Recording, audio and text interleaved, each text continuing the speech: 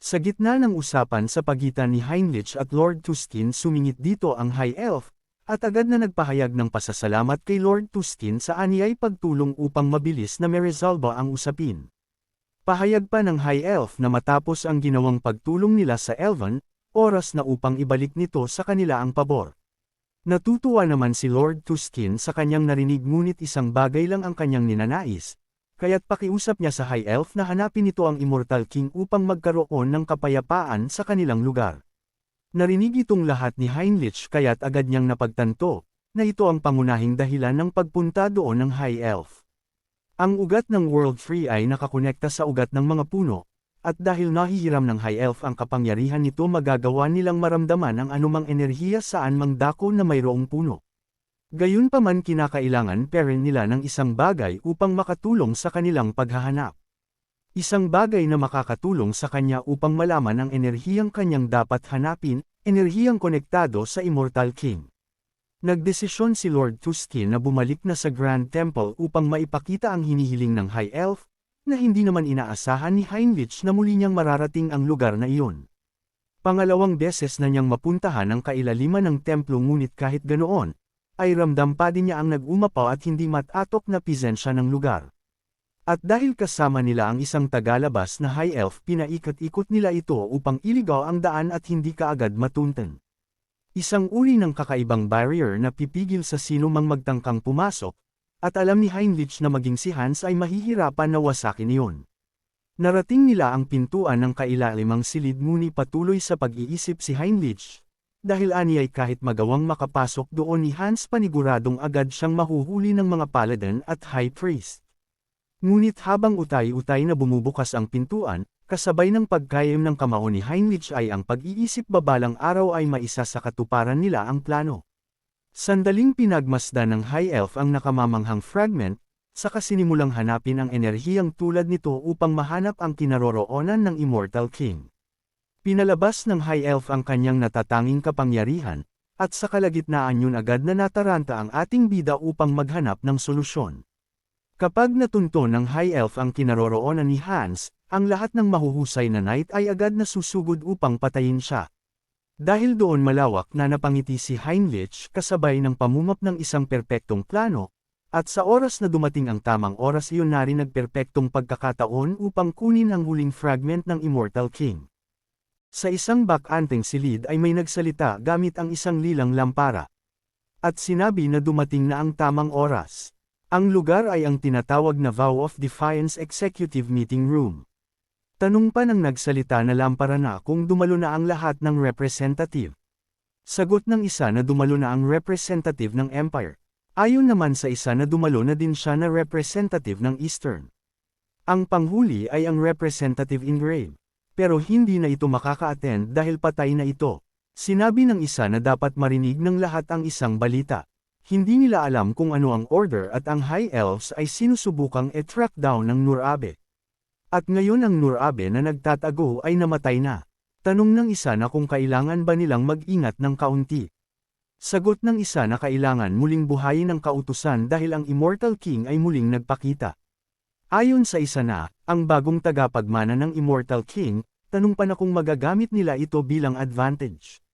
Nagngit-ngit ang isa ay sinabi na kung minumungkahi ba nito na magsanib puwersa sila, na ang ginagawa lang naman nito ay suportahan sila mula sa gilid. Ngumiti lang naman ang isang kalahok. Isang maaliwalas na umaga ay nagdarasal ang Saintis na matukoy kung nasaan ang Immortal King. Sa isang banda si Hans naman ay nag-iisip na kahit gaano pa kadaming barrier ang kanilang ilagay at kahit gaano pa kalalim siya magtago, makikita at matutukoy pa rin siya ng mga ito. Sa isip-isip ni Hans na ang Saintes ay sinusubukang alamin ang lokasyon ng kanyang fragment. Sa kasong iyon ay kailangan niyang itago ang kanyang fragment. Lumikha si Hans ng portal na pagtatiguan niya ng kanyang fragment. Mula sa subspace na ginawa niya ay ilalagay na niya ang fragment heart niya. Pero nang subukan niya iyon ilagay ay pumalpak siya at tumagos lang ang fragment sa ginawa niyang subspace. Tumatagos lamang ang fragment sa ordinaryong subspace. Pero bilang isang awakened kaya niyang dalahin ang fragment sa Earth. Maya-maya ay naisip niya na bakit hindi siya lumikha ng subspace sa loob ng kanyang katawan para siya mismo ang manggalaga dito. Lumikha na nga ng subspace sa loob ng katawan si Hans sabay inilagay niya ang fragment sa loob ng kanyang katawan. Natuwa si Hans dahil nagtagumpay ang kanyang plano at sa pamamagitan nun maaari niyang i-absorb ang kapangyarihan ng fragment ng direkta. Nang tuluyan na niyang maitago ang fragment sa loob ng kanyang katawan ay tuluyan na din niyang naitago ang presensya ng fragment. Ayon sa kanya na sa wakas na lutas na din ang pinakanagpapasakit sa kanyang ulo. Sa ngayon ang dapat na lang niyang gawin ay linisin ang kanyang mga kalat. Sinunog niya ang buong crime lab sabay lumabas ng kuweba. Paglabas niya ay inalis na niya ang barrier na nagtatago sa kanyang lokasyon. Tapos nagpas siyang ipakalat ang kanyang presensya sa buong mundo. Pinakalat niya ang madilim niyang enerhiya sa buong kalupaan habang sinisigaw na lumapit sa kanya ang Grand Divine Order at hanapin siya. Sinadya niyang mahanap siya ng High Elves na nagtatangka na siya ay hanapin. Para makuha na niya ang huling fragment na kailangan niya para maging ganap na Immortal King. Sa isang banda sa ibaba ay may isang punong malapit kay Hans na nagliliwanag ng green. Sa puno ay lumabas na simbolo ng High Elves at nasabi nito na nahanap na niya ang Immortal King. Sinabi niya sa lahat na nahanap na niya ang kinaroroonan ng Immortal King. Ito ay nasa Monster Forest, nasa bandang kanluran ng kontinente. Sinabi ng Archbishop sa mga guard na ipatawag kaagad lahat ng paladin at isama lahat ng Archbishop na available. Sa likod ng mga guard ay may lalaking paladin ang nagsalita at sinabi na na-open siya sa sinabi ng Archbishop at bakit hindi siya nito tinawag sa isang napakahalagang bagay. Lumakad ang paladin at sinabi na siya si Paladin Pyre na taga Grand Temple of Jeren, at sasama siya sa paglalakbay na iyon. Nang makilala ng Archbishop ang dumating ay naisip nito na ito ay ang Cardinal Pyre na pinakaiginagalang sa Grand Temple of Jeren. Sa pagkakataong iyon ay makakasigurado siyang ang paglalakbay na iyon ay magiging pinakamahalaga. Maya-maya ay ang salita ang Saintess na sasama din siya. Sagot ng Archbishop na hindi maaari dahil ang Saintess ang haligi ng Grand Divine Order. Kaya mananatili ito sa lugar na iyon. Wala nang nagawa ang Saintess kung di manahimik. Tinawag ng Archbishop si Heinrich na agad naman itong sumagot. Utos ng Archbishop kay Heinrich na manatili ito para bantayan ang Grand Temple kasama ng Saintess.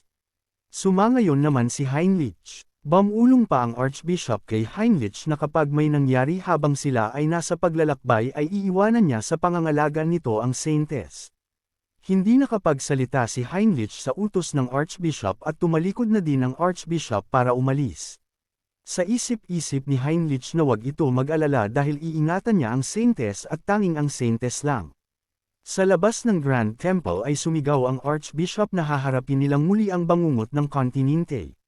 Pero ang bangungot na iyon ay magiging isa na lamang panaginip dahil ang kanilang Diyos ay nakasubaybay sa kanila. Tinaas niya ang kanyang espada at sumigaw ng para sa kaayusan at kaligtasan ng lahat. Sa isang banda ay naiwan ang Saintess at si Heinrich sa Grand Temple. Habang nagdadasal ang Saintess ay sinabi ni Heinrich na wag ito masyadong mag-alala. Dahil alam niyang ang lahat ay makakabalik ng maayos at ligtas. Tanong ng Saintess kay Heinrich na kung totoo ba iyon. At kung ang kanilang Diyos ay nagbigay dito ng revelasyon. Sagot ni Heinrich na hindi siya sigurado pero malakas ang kanyang pakiramdam na magiging maayos lang ang lahat. Nang sumapit ang hapon, nagtonggo si Hans sa Grand Temple at sinalisihan ang mga paladin na pasugod sa kanya. Tumawa si Hans sa harapan ng Grand Temple habang sinasabi na ang kanyang dark mana ay sumasakop sa paligid. At naramdaman niya na ang Holy Barrier ay nakapalibot sa lahat ng pedir ng Grand Temple. Kahit pasabugan pa niya ang mga pedir na iyon ay ang mga Inner Barrier ay mananatili na naandon. Kaya sa kasong iyon ay kailangan niyang ilayo ang kanyang lokasyon at iligaw ang kanyang kinaroroonan sa iba. Naglabas ng dark magic si Hans at nagpagsabog sa kalangitan. Nang makita ng mga paladin ang pagsabog na naganap sa kalangitan ay nataranta ang mga ito. Sinigaw ng bantay sa taas na sereduhan lahat ng lagusan. Pero pagtingin nila sa ibaba ay nakakita sila ng napakaraming undead na papasugod. Nang gabiring iyon kabilugan ng buwan ay nag-alala na ang High Elves. Dahil nagpunta sila sa lugar kung saan nila nakita ang lokasyon ng Immortal King. Pero wala silang nakita kahit na presenya pa nito. Sinabi ng High Elves na nakakasigurado siya na sa lugar na ito niya nakita ang lokasyon ng Immortal King. Kung gumalaw man ito ay siguradong sasabihin sa kanya iyon ng World Tree. Kinabahan bigla ang Archbishop at naisip na siguro ay nalaman ng Immortal King na sinusubukan siyang i-track ang lokasyon kaya gumawa ito ng isang patibong para linlangan sila. Dali-dali siyang nag-utos sa lahat na bumalik ang lahat sa Grand Temple dahil isa iyong patibong. Sa isang banda ay nasusunog ang Grand Temple at sa labas nito ay madaming nagkalat na bangkay ng paladin at mga undead. Habang si Hans ay nagtonggo sa kinaroroonan ng huling fragment ng Immortal King. Pinagmasdan niya ito ng maigi habang nakasabit sa gitna ng fountain.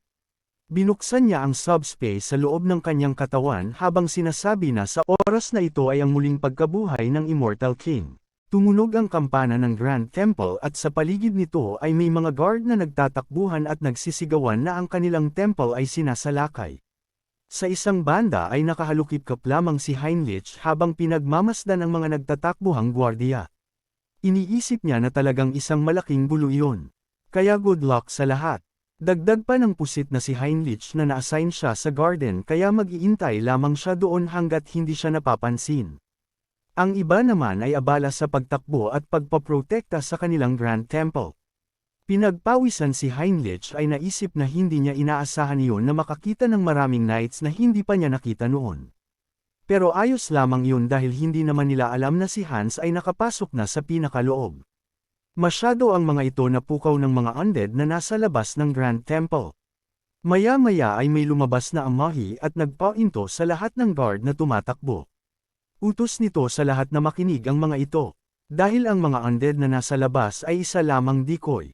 Ang tagapagmana ng Immortal King ay kasalukuyang nasa pinakailalim na ng Grand Temple. Kinabahan bigla si Heinrich sa sinabi ng Head of Sealing Chamber. Mukhang mabubulisyaso kaagad ang kanilang plano. Maagap na laman ng mga ito na nasa pinaka-loob na si Hans. Dali-dali si Heinrich kumilos para puntahan ang kinaroroonan ni Hans. Kailangan niyang puntahan kaagad ito bago pa mauwi sa pagkabigo ang kanilang plano.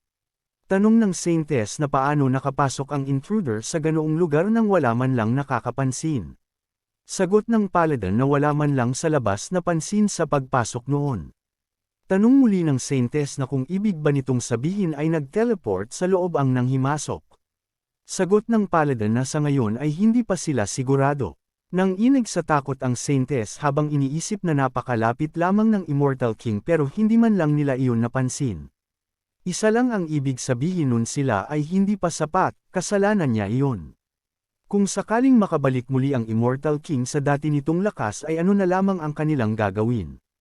Habang naluluha na ang Saintess ay may dumating naman at nagsalita na humihingi siya ng tawad dahil nahuli siya ng dating. Ang dumating pala ay ang pusit na si Heinrich ay sinabi sa lahat na sa ngayon ay siya na muna ang mangganguna. Natuwa naman ang Saintess matapos makita ang pusit na si Heinrich at sinabi nito na si Heinrich nga ang manguna sa kanila. Sa isang banda ay maraming kalansay ang nagkalat at ang babaeng nakamaskara na nagturo sa lahat ng guard na ang Immortal King ay nasa kaloob-looban ay patay na din at nakahandusay kalapit ng mga undead. Sinabi ni Hans na tinalo ng nakamaskarang iyon ang undead army niya. Mas higit pa ito kaysa sa inaasahan niya. Tumingin naman si Hans sa nakahandusay na si Malcolm at sinabi na ito ay hindi basta-bastang kalaban. Ito ay isang elite boss. Ipinasok na ni Hans si Malcolm sa kanyang space para magpahinga. Matapos nun ay ang huling fragment na ang kanyang aasikasuhin. Binuksan niya ang subspace sa kanyang dibdib at sinubukang ipasok ang huling fragment dito. Ang final legacy ng Immortal King. Nag-react ang huling fragment at mabilis na pumunta sa subspace ni Hans sa lanyang katawan. Nagtaka si Hans matapos walang maramdaman na kahit ano ay hindi niya naramdaman na lumakas siya. Natanong niya sa isip na kung kailangan ba niyang mag-ante bago tuluyang magsanib ang mga fragment sa kanyang subspace. Maya-maya ay biglang may naramdaman si Hans kaya siya ay napalingon sa paligid. Pagtingin niya ay bumungad sa kanya ang mga paladin na malapit nang tumama sa kanya ang mga atake. Pero mabilis na nakareact si Hans sabay inatake sa katawan ng mga paladin kaya tumilapon ang mga ito. Bulagta ang mga paladin na may nakakabit na dark magic sa mga dibdib. Mabilis na kumilos ang isang madre at gumamit agad ng healing light para pagalingin at alisin ang dark magic sa dibdib ng mga paladin. Akmang tutulong kuno si Heinrich pero pinigilan siya ng Saintess. Hinawakan siya sa braso ng Saintess at sinabi wag itong padalos-dalos dahil kailangan muna nilang suriin ang kapangyarihan ng Immortal King. Dagdag pa ng Saintess na manatili muna si Heinrich sa kinatatayuan nito. Pumayag na lang si Heinrich sa gusto ng Saintess, pero sa isip-isip niya ay balak sana niyang magkunwaring nilalabanan si Hans pero pinigilan siya ng babae. Sinabi ni Hans sa mga paladin na sumuko na ang mga ito dahil ang fragment ay nasa kanya na at tuluyang sumanib na sa kanya. Utos ng madre na dito makinig ang mga paladin at ipagpatuloy lamang ang pag-atake. Naisip ni Hans na kung dapat ba niyang gamitin ang buo niyang kapangyarihan para patahimikin ang mga iyon. Pero hindi yun maaari dahil baka madamay ang mga inosente. Maya-maya ay may mga lumilipad na light spear na tumama sa katawan ni Hans at nabutas ang kanyang katawan. Nakilala niya agad kung kaninong atake iyon. Iyon ay sa Saintess na incantation. Napakabilis nun at napakalakas. Nag-regenerate kaagad ang pinsala ni Hans na tinamo sa atake ng Saintess. Napagtanto niya na kung hindi niya napabilis ang kanyang regeneration ay malamang nasa panganib na ang kanyang buhay. Kung gusto niyang maiwasan ang mga masamang kahihinatnan ay kailangan na niyang tapusin agad ang laban. Kaya ang dapat niyang unang patumbahin ay ang Commander Tower. Inatake niya ng Dark Magic ang Tower Commander pero nakagawa agad ito ng Light Shield at napawalang bisa ang atake ni Hans. Nagulat si Hans dahil hindi lang nito na-block ang kanyang atake bagkus nakapag-counter-attack kaagad ito sa kanya. Kumikilos ang mga ito ng puno ng kumpiyansa na hindi man lang niya ang mga ito mapabagsak. Biglang pumasok sa kanyang isipan na kung meron sa mga kalaban na may kakayahang basahin ang kanyang estratehiya. Tumingin si Hans sa ibang direksyon kaya magtanong ang Tower Commander kung saan ito nakatingin. Sinabi ng Saintess na hindi pa pala tuluyang na-absorb ni Hans ang huling fragment ng Immortal King. Umatake kaagad ng Light Spear ang Saintess habang inutos sa lahat na iyon na ang tamang oras para umatake ng sabay-sabay. Sa harapan ni Hans ay may atake ng Paladin at Light Spear na tatama sa kanya. Pero walang takot niya itong hinarap. Napaisip siya kung balak ba ng mga itong atakihin siya ng incantation at mga sword strike para pigilan siyang makapag-regenerate. Hindi umubra Hans ang mga pakulo ng mga kalaban at lumikha siya ng shield para sanggahin ang sabay-sabay na atake sa kanya. Sa kanyang gilid ay umatake ang isang paladin at naghamon ni Hans kung kaya nitong sanggahin ang atake niya. Tanong ni Hans sa paladin na kung seryoso ba itong hamonin siya sa ganong klaseng atake lamang. Gumamit si Hans ng Binding Magic, kaya may tumubong mga malalaking nito sa pwesto ng paladin at tuluyang ikinulong ito gabot ang matitibay na buto. Hindi makapaniwala ang paladin na ganun kadali na mapapasawalang bisa ang kanyang atake. Isa pa ay hindi niya kayang sirain ang mga buto na hamarang sa kanya. Tanong ng paladin na paano ni Hans nabasa ang kanyang mga pag-atake. Sa isang gilid ay nakangiti ng palihim si Heinrich habang sinasabi sa isip na patawad sa kanyang mga senior paladin. Hindi niya matutulungan ang mga ito, dahil naririnig niya sa kanyang isip ang plano. Akmang babangon pa ang paladin para umatake dahil hindi pa naman tuluyang na-absorb ni Hans ang Immortal King's Fragment. Naglabas ng enerhiya si Hans at sinabi sa lahat na huli na ang lahat dahil ang Immortal King Fragment na nasa kanyang katawan ay kasalukuyang nagsanib na sa isa't isa. Nang matapos ang pagsasanib ng Immortal King Fragment ay lumutang si Hans at tuluyang naglabas ng malakas na dark energy. Kinabahan na ang Saintess at sinabi na hindi iyon maaari. Habang ang iba ay nag-aalala, si Heinrich naman ay pasimpleng natutuwa sa mga nangyayari. Wala nang nagawa ang Saintess kundi mapaiyak sa mga nangyayari. Ang Immortal King ay tuluyan ng nabuhay muli. Makalipas ang ilang sandali ay tuluyan ng nagbago ng anyo si Hans at naging ganap na Immortal King na nagbigay ng takot sa buong kontinente. Ayon sa system na nakaranas ito ng kamatayan, nalampasan ito, at ngayon ay mas lumakas pa ito na higit sa lahat. Nagbalik na ang kinatatakutan ng lahat. Ang calamity ng Out Erica Dimension, ang Immortal King.